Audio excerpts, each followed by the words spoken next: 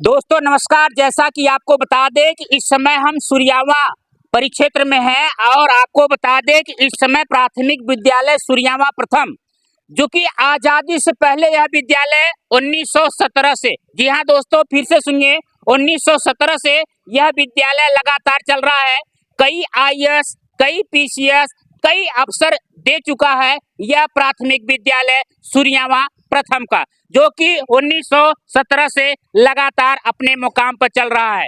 यहाँ के इस विद्यालय की बात करें तो खंड शिक्षा अधिकारी ने इसको गोद भी लिया हुआ है और इस विद्यालय के यदि प्रधानाचार्य की बात करें तो बेस्ट शिक्षक अवार्ड अभी शिक्षक डे पर आपने जिला अधिकारी के माध्यम से और यहाँ के बेसिक शिक्षा अधिकारी के माध्यम से प्राप्त किया है। आइए सीधे उस विद्यालय से जोड़ते हैं।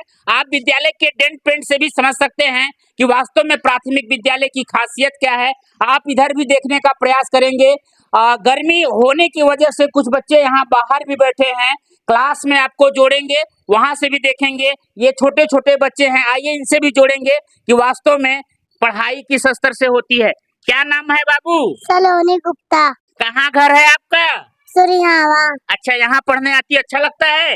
Yes sir. ये छोटी सी बच्ची है और इसको वास्तव में देखा जाए तो कहीं न कहीं अच्छा लगता है। छोटे बच्चे डांट डूट करके स्कूल भेजा जाता। आइए हम सीधे क्लास से जोड़ते हैं और जोड़ करके जानने का प्रयास करते हैं कि वास्तव में यहाँ की क्या दिनचर्या है पढ़ाई का।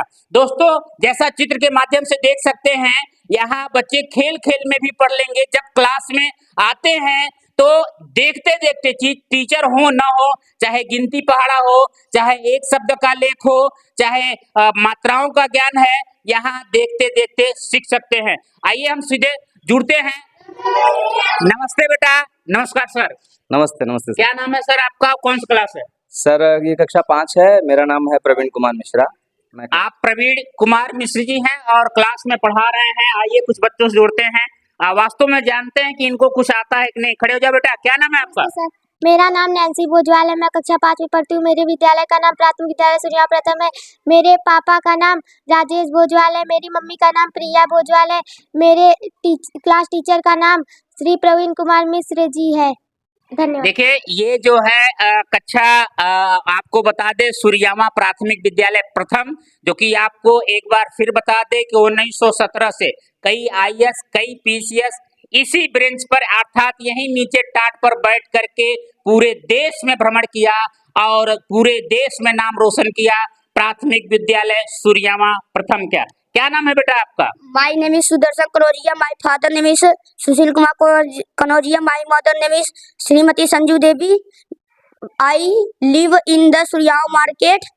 मेरे विद्यालय का नाम प्राथमिक विद्यालय सूर्यावा प्रथम है। ये बच्चे वास्तव में यदि एक शब्द कह दिया जाए तो पूरी शब्द रट डाल रहे हैं।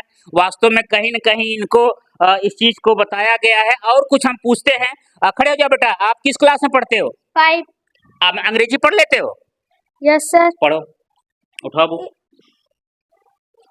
If you keep on going and never stop, you can keep on going. You can make it to the top. Life is full of moments. Some are big and some are small. But if you don't give up.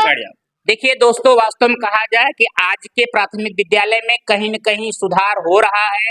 और यदि आप तमाम video ऐसे देखे होंगे कि ये प्राथमिक विद्यालय के बच्चे हैं, एक शब्द कहने पर अंग्रेजी पढ़ रहे हैं। वास्तव में कहीं न कहीं टीचर यदि मेहनत करते होंगे तभी पढ़ पा रहे हैं, नहीं तो पढ़ नहीं पाते। आपको बताएं कि प्राथमिक विद्यालय सूर्यावा प्रथम के हमसे प्रधानाचार्य जी जुड़ चुके हैं, प्रवीण कुमार मिश्र जी। अभी हाल में ही शिक्षक डे के अवसर पर आपको बेस्ट शिक्षक अवार्ड के रूप से नवाजा गया। और ये विद्यालय यदि बात करें तो कम ही विद्यालय उस समय के है 1917 के, जिस विद्यालय के आप चला रहे हैं। और इसी विद्यालय को जो है कि हमारे यहाँ के खंड शिक्षा अधिकारी सूर्यावा के गोद भी लिए हुए हैं। स्वागत है सर, क्या कहेंगे? सबसे पहले धन्यवाद आपका बीपीएन भारत परिवर्तन न्यूज़ की तरफ से।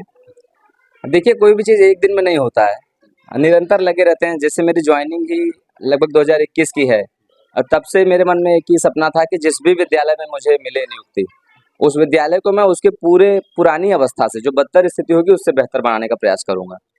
क्योंकि मेरा भी जो से एजुकेशन है, शिक्षा दीक्षा है, मैं थोड़ा सा एजुकेशन बैकग्राउंड मेरा शहर का रहा है मुंबई से, तो वहाँ के कल्चर को मैंने देखा है, मिक्स कल्चर को, वहाँ के प्राइवेट स्कूलों को देखा है। अभी वो चीज़ यहाँ आने में मुझे लगता है कि थोड़ा 5-10 साल का समय लगेगा।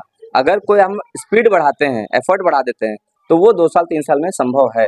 शायद इसीलिए ये हुआ कि जो मैं 10 साल का सपना देख रहा था वो 4 साल में संभव हो पाया। आगे भी ये भी प्रयास है कि स्कूल को पीक पॉइंट पे ले जाना है। अभी तो मैंने जस्ट सर जो होता है कि भवन बनाने से पहले हम बेस बनाते हैं, तो अभी हमने बेस का काम किया है सर, अभी समतलीकरण किया है। अब उसमें हम नींव खोदेंगे, अब उसमें पिलर बनेंगे, अब वो भवन थोड़ा समय लगेगा लेकिन बनेगा ज़रूर, ये मुझे उम्मीद है, ये आशा है। उम्र कम सोच ज्यादा प्रवीण जी की है। आगे हम कहेंगे प्रवीण जी, जैसा कहा जाए प्राथमिक विद्यालय सुरियावा का एक प्रथम विद्यालय है और 1917 से ये विद्यालय चल रहा है और ये पूरे मार्केट के बीच में है। यहाँ देखा जाए तो ज्यादातर लोग पैसे वाले ही रहते हैं जो कि कम धंधा करे ज्यादा धंधा करे, और लोग हाई फाई विद्यालय में भेजना चाहते हैं। फिर भी आपके यहाँ संख्या देखा जाए तो ठीक ठाक है और बच्चे भी की शिक्षा भी ठीक ठाक है। कैसे मैनेज हो जाता है सर? सर देखिए, जब मैं आया था तो 2021 में, तो 20 में कोरोना का महामारी जो आई थी, उस कारण से प्राथमिक विद्यालयों में लगभग सभी जगहों पे प्राथमिक और जो सरकारी विद्यालय थे उसमें नामांकन बढ़ा। तो लोगों ने ये कयास लगाए कि ये प्राइवेट स्कूलों में जो पेरेंट्स थे फीस नहीं भर पाते थे, तो कोरोना काल में उनका फीस जो था वो बेकार जा रहा था, तो उससे बचने के लिए लोग इसमें आते थे। मुझे भी यही लगा, लेकिन 2022-23 के बाद जो हमारा भी पीक पॉइंट था 199 का एडमिशन था, वो घटा और 108 तक आया। लेकिन सर पिछले 2 सालों में जब हम जम के मेहनत करने लगे, वास्तव में जब एजुकेशन हम उनको प्राइवेट स्कूलों की तुलना में देंगे, ये जान लीजिए कि सर जितने भी 10% स्कूल अगर प्राइवेट हमारे आसपास हैं, तो उनमें से 2% स्कूल प्राइवेट के हैं जो वही हमको लगते हैं कि हमसे बेस्ट हैं, वरना हमको पैरेलल लगते हैं, वो समानांतर लगते हैं, उनकी शिक्षा भी वैसी लगती है हमको। और वही शिक्षा जब हम देने लगे तो फिर से हमारे स्कूल का एडमिशन बढ़ा और अब 134 पे हम आकर के अपने नामांकन को लेकर आए हैं। और पेरेंट्स इंटरेस्टेड होते हैं बिफोर टाइम। कुछ पेरेंट्स कई बार लेट हो जाते हैं, समय सीमा से बाहर, तो हम उनको बच्चे को वापस नहीं करते, हम उनको भी अपना मैनेज करके यहीं बिठाते हैं, मुख्य धारा से जोड़ के रखते हैं और जैसे ही नामांकन की प्रक्रिया अगले साल शुरू होती है हम उनको ऐड कर लेते हैं। तो ये प्रयास चल रहा है और 150 के पार हम अगले साल जाएंगे, ये मेरा प्रयास है, लक्ष्य भी है कि 150 के पार जाएंगे। प्रधानाध्यापक हम चाहते हैं कि आएँ, तो ये मेरा जैसा कहा जाए सर कि 2021 से आप नियुक्त हैं प्रवीण जी, और लगभग इसके पुराने बैच के भी तमाम लोग हैं और हर लोग सोचते हैं कि हमको उत्कृष्ट शिक्षक का अवार्ड मिले, चाहे वो जिलाधिकारी के महोदय से, चाहे मुख्यमंत्री के हाथों से या किसी अन्य अधिकारी को हाथों से उनको पुरस्कृत हो। और आपको ये पुरस्कार मिला अभी 5 सितंबर को, कैसा लगा? और आने वाले हमारे जो शिक्षक हैं और अवार्ड लेना चाहते हैं उनको कितना मेहनत करना पड़ेगा और कि उनको जो है बेस्ट शिक्षक अवार्ड में उनका भी नाम आए? सर सबसे पहले तो जो शिक्षक पुरस्कार मुझे मिला, जब मैं इसके लिए चयनित हुआ तो मुझे पता ही नहीं था, क्योंकि एक दिन पहले व्हाट्सएप पे ये मैसेज आया था शिक्षकों की सूची का। और जब सुबह सुबह मेरे ही स्टाफ द्वारा, आप समझ सकते हैं, इससे अनुमान भी लगा लेंगे कि स्टाफ में क्या समरसता है कि कहीं भी कोई मतलब एक पॉइंट में भी कहीं हिचक नहीं कि ईर्ष्या या द्वेष जैसा कोई भाव प्रतीत हो। सुबह सुबह शिक्षा मित्र का 4:30 बजे फ़ोन आता है कि सर आपको शायद कलेक्ट्रेट सभागार में जाना पड़ेगा, क्योंकि मेरे द्वारा मैसेज नहीं देखा गया था। तो मैंने कहा कि क्यों? तो फिर उन्होंने कहा कि सर शायद आपका नाम जो है वो पुरस्कृत श्रेणी में है, और फिर वो लिस्ट, उन्होंने कहा लिस्ट में आपका नाम है, आपको जाना है। तब मुझे सुबह वो जो मतलब वो भावुक क्षण था, मतलब सुबह उठने के बाद ही अगर आपको कोई ऐसा न्यूज़ मिल जाए, ऐसी न्यूज़ मिल जाए, ऐसा समाचार मिल जाए जिससे आपके मतलब जो आप सेवा दे रहे हैं उसका प्रतिफल का समय यही होता है कि 4 साल में मैं रोज प्रतिदिन सुबह उठ रहा हूँ और इसी कश्मकश में, कभी मानसिक तनाव में, कभी खुश होकर, कभी प्रसन्न में कि स्कूल जाना है, टाइम पे स्कूल का गेट खुला होना चाहिए, टाइम पर साफ सफाई होनी चाहिए, समय पर बच्चों का भोजन निर्माण हो, समय पे सारे अध्यापक उपस्थित हो जाएं, किसी कोई समस्या है तो उसको देखें, ऑनलाइन कार्य का निपटारा करें। तो ये सारे चीज़ों को जो ये चलता है लगातार 4 साल तक चला, और उसमें भी ये 2 साल तो बहुत ज़्यादा सर बहुत टफ रहा, क्योंकि जब प्रभारी में आए तो प्रभार लेने के बाद तो अतिरिक्त कार्यभार हो गया, अपनी क्लास भी मैनेज करें, कहीं ना कहीं बच्चों के साथ न्याय करना बहुत जरूरी मैं समझता हूँ। तो कितना भी कार्य हो, अपने कार्य को मैं घर ले जाके कर लूँगा, थोड़ा बहुत चल जाएगा मुझे, लेकिन बच्चों का कोई ऐसा कोई दिन नहीं होगा जिस दिन मैं इनको पढ़ाऊँगा नहीं, वो मुझे संतोष नहीं मिलता है। तो सर मुझे ऐसा लगता है कि 4 साल में अगर मैं ये कर सकता हूँ, तो अभी जो नए शिक्षक आए हुए हैं, दीपक कुमार है 12,460 में, वो मुझसे भी कम उम्र के हैं, तो सीधी सी बात है कि वो अगर प्रयास करेंगे तो मुझसे भी आगे जा सकते हैं।